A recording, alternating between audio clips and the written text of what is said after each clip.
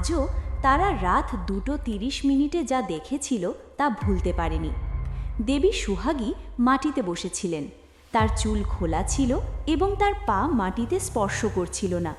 হঠাৎ মাথা ঘুরে গেল পুরো 80 ডিগ্রি। সে বলে উঠল, দেখছিস, এখন আর কেউ বেঁচে থাকবি না।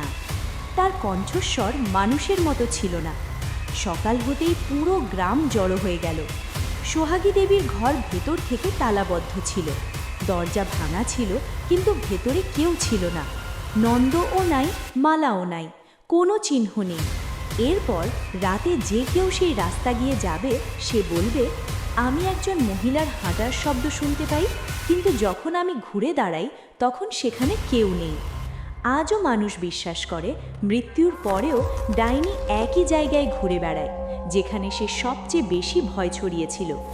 যদি তুমি তোমার গ্রামের ডাইনিদের সম্পর্কে কোনো গল্প শুনে থাকো,